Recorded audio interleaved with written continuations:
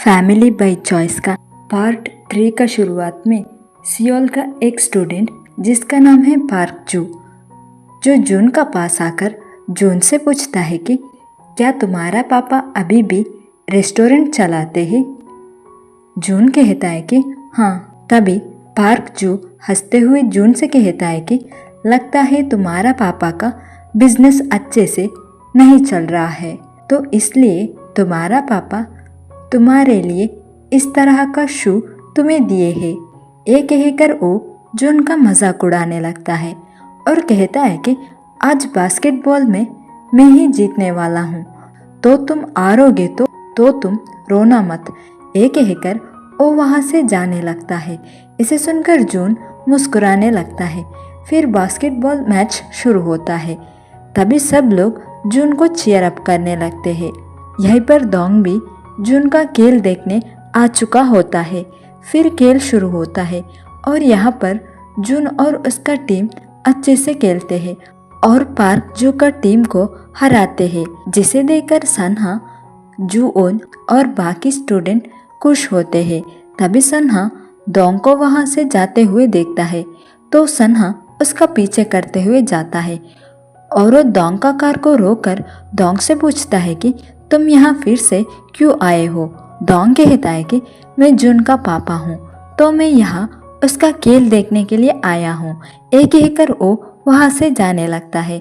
फिर सन्हा जून का पास आता है और वो कहता है कि डोंग आया था और मुझे लगता है कि वो अंकल जंगजे से तुम्हारे बारे में बात करने गए हैं। इसे सुनकर जून को गुस्सा आता है और वो वहाँ से भागते हुए रेस्टोरेंट के ओर जाने लगता है। फिर हम जंगजे को देखते हैं।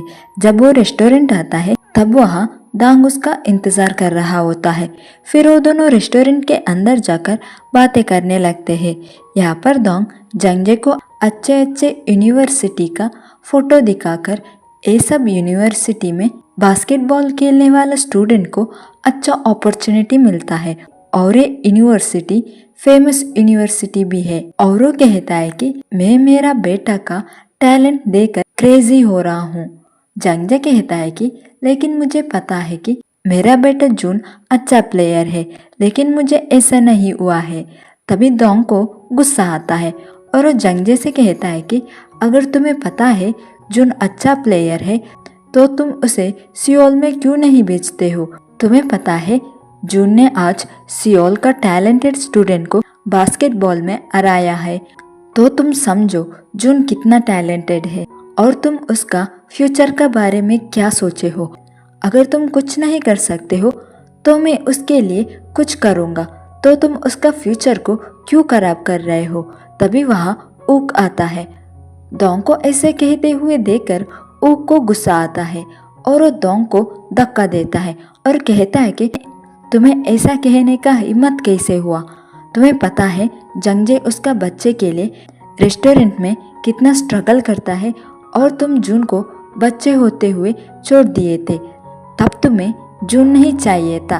तभी डोंग कहता है कि लेकिन मैं जून का फ्यूचर के बारे में फिक्र कर रहा हूँ। और वो जंगजे से कहता है कि तुम मेरा बेटा जून का फ्यूचर को खराब कर रहे हो। इसे सुनकर ऊक उसे भगाते हुए जाता है, तो डोंग जल्दी से अपने कार में जाने लगता है। फिर डोंग जाते हुए जून को रास्ते में देखता है और उसका पास कार को रोकता है। तभी जून डोंग से पूछता है कि आपने मेरे पापा से क्या कहा। तो डोंग जून को उसका गाड़ी में बैठने कहता है। फिर ये दोनों होटल में जाते हैं। यहाँ पर भी जून डोंग से आपने मेरे पापा से क्या कहे पूछता है। तभी डोंग फिर से जून को सियोल में आने कहता है।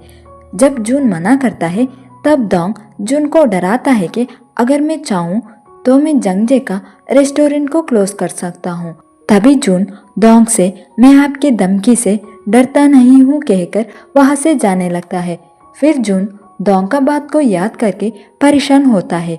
फिर जब जून घर में डिनर कर रहा होता है तब जंगजे जून से मैंने सुना है कि तुम आज सियोल के स्टूडेंट को बास्केटबॉल में हराए हो, तो क्या तुम्हें बड़े लेवल में खेलने का ड्रीम नहीं है।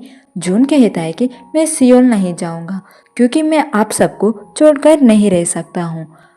फिर सीन चेंज होता है जहाँ पर सन्हा, जूओन और जून रूफटॉप में बैठकर खाना खा रहे होते हैं।